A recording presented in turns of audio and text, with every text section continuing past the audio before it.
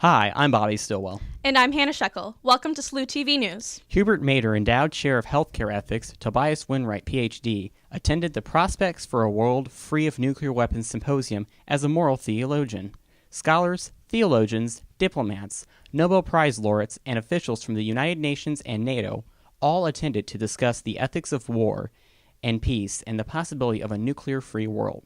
Pope Francis addressed the gathering, where Winwright met him briefly. Winwright noted the Pope's forceful condemnation of possession of nuclear arsenals. This presents questions for ordinary Catholics about how they will support the continued threat of nuclear war.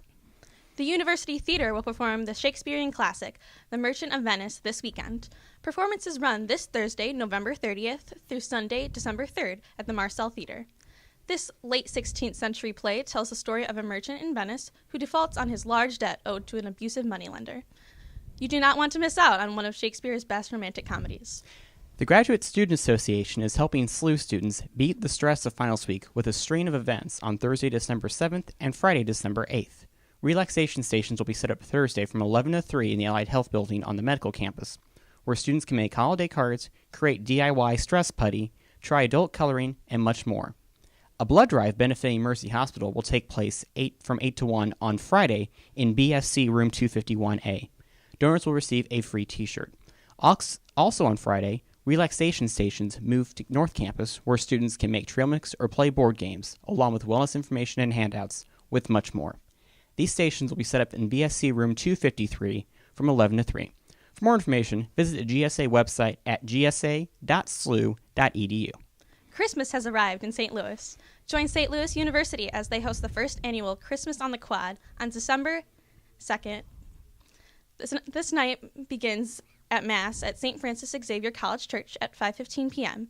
Festivities move to SLU's Quad at 6 p.m., where fire pits, s'more stations, and appearances by both Santa Claus and the Billiken. At 7 p.m., President Fred Postello will light the university Christmas tree to officially kick off the Christmas season. So bust out your ugliest Christmas sweater and celebrate the start of this joyful season. In a follow-up to a story we brought you last week, the owner of Hidden Valley has withdrawn his Zipline proposal after the city of Wildwood approved an amended version. The owner wanted to operate the Zipline during daylight hours year-round, but the Planning and Zoning Commission disagreed. In a meeting last Monday, the commission voted to allow the Zipline, but requiring it to operate under special hours and be closed 5 months during the year. Hidden Valley is now seeking other options for the property. The Tim Hortons locations on Tucker Boulevard and in the Central West End's Cortex Innovation District both permanently closed during the Thanksgiving weekend. The closures come in wake of a lawsuit between the owner of the franchise locations, Show Me Hospitality, and Tim Hortons representatives. Burger King acquired Tim Hortons and then became a subsidiary of Restaurant Brands International. Restaurant Brands wanted to enforce new regulations on Show Me Hospitality. This is one of many lawsuits that franchises have filed against Restaurant Brands. The Tim Hortons in Maplewood, Lafayette Square, and O'Fallon, Illinois, will remain open during the legal fight. Tradition continues in O'Fallon, Missouri. The Brass Rail Restaurant provided Thanksgiving dinner for those in need. The tradition started 5 years ago when owner Scott Ellinger served 89 people. The goal for this year was to provide dining, carry-out, and home-delivered meals for about 6,000 people. However, they reached their goal by noon and continued providing food. By the end of Thanksgiving Day, over 7,000 meals were given. Ellinger gives credit to all the volunteers for being able to serve so many meals.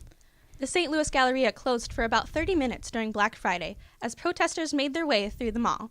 7 people were arrested, including Missouri State Representative Bruce Franks Jr. Protesters arrived around 2 p.m. chanting, quote, "Shut it down," end quote, causing some stores to close their doors and pull down security gates.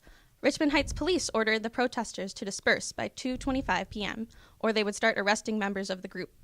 Franks was thrown onto the floor and had his hands tied behind his back when he questioned an officer making an arrest. The mall was closed at 2:40 p.m. but reopened by 3:20 p.m.